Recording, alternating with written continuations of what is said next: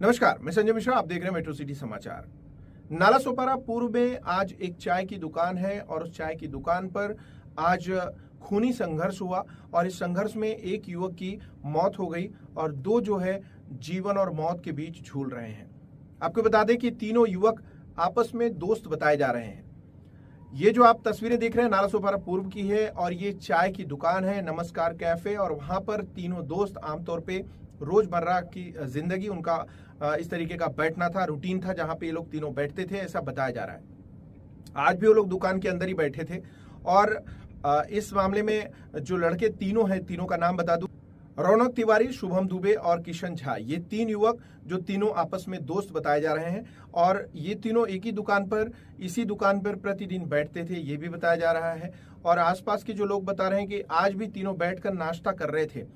हमने उस ठेले वाले से बात की जहां पर शुभम दुबे जाकर 2 बार वड़ा पाव लाया था और उस दुकान पर ले जाकर उस चाय की दुकान पर पहुंचाया था। ये जो ठेले वाला है, जो वड़ा पाव वाला है, उसका बयान है। पहले आपको बता दें कि हुआ क्या था।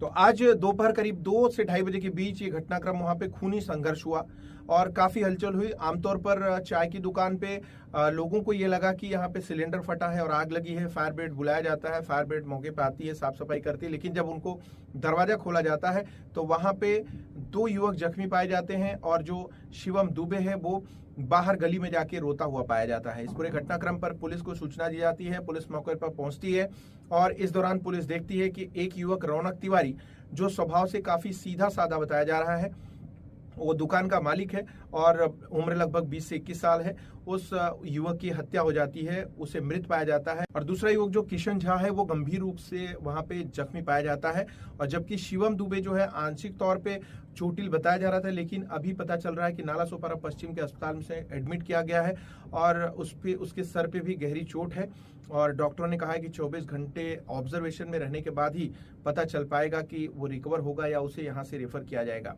इस पूरे घटनाक्रम में सबसे खास बात यह है कि इस पूरे घटनाक्रम को किसने अंजाम दिया, क्यों अंजाम दिया गया और किस तरीके से अंजाम दिया गया। क्या इन तीनों में ही कोई झगड़ा हुआ था, किस चीज का विवाद था। नालासोपारा का ये जो दुकान है, इस दुकान में, नालासोपारा की इस दुकान में तीनों बैठते थे और हमेशा बैठते थे, तीनों आसपास रहते भी हैं और बताया जा रहा है कि तीनों का आना जाना भी बराबर ही था।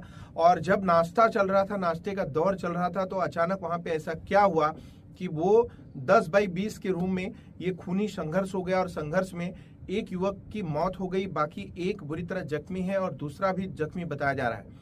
तो यहाँ पे किसी चौथे की एंट्री हुई क्या, ये भी अभी संदेहास्पद है। अगल बगल की जो सीसीटीवी फुटेजेस हैं उसमें ज्यादातर सीसीटीवी बंद है। एक फुटेज की जानकारी मिली है कि उसमें शुभम दुबे आते जाते दिखाई दे रहा है, लेकिन अभी उस पर भी कोई सही जानकारी नहीं मिल पाई है।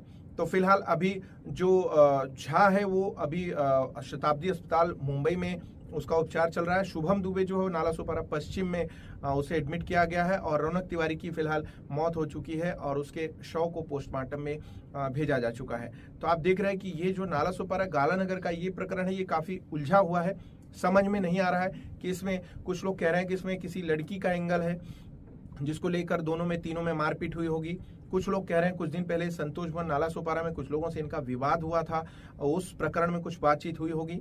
लेकिन जिस तरीके से बंद शटर के अंदर 3 लोगों के बीच खूनी संघर्ष हुई है या फिर कोई चौथा भी वहां पे था, फिलहाल इस पूरे प्रकरण में पुलिस अभी जांच कर रही है। तो इस मामले में जब हमने एसीपी सीएम जाधव नालासोपारा, जब उनसे हमने बात की तो उन्होंने इस बारे में कुछ जानकारी दी है। आइए जानते हैं कि फिलहाल उनका इस मसले पर अभी तक क्या कुछ कहना है। क्या मामला है, ये क्या हत्या हुई है, किस तरह का मामला है? यहाँ गालानगर में एक शिवम मिश्रा करके उनका चाय का दुकान है। ये दुकान में दोपहर में 3:30 बजे के करीबन एक घटना घटी हुई है। उसमें एक जो रौनक तिवारी नाम का लड़का है, अंदाजन 20 साल की उम्र है उसका, वो उसकी डेथ हुई है और उसका जोड़ीदार जो है किशन झा, उसको इंजर्ड हुआ है। वो शताब्दी हॉस्पिटल कांदिवली मुंबई में ट्रीटमेंट ले रहा है। और जो तीसरा जो ये चाय की दुकान का ओनर है शिवम मिश्रा करके, वो रिद्धि विनायक हॉस्पिटल में ट्रीटमेंट ले रहा है।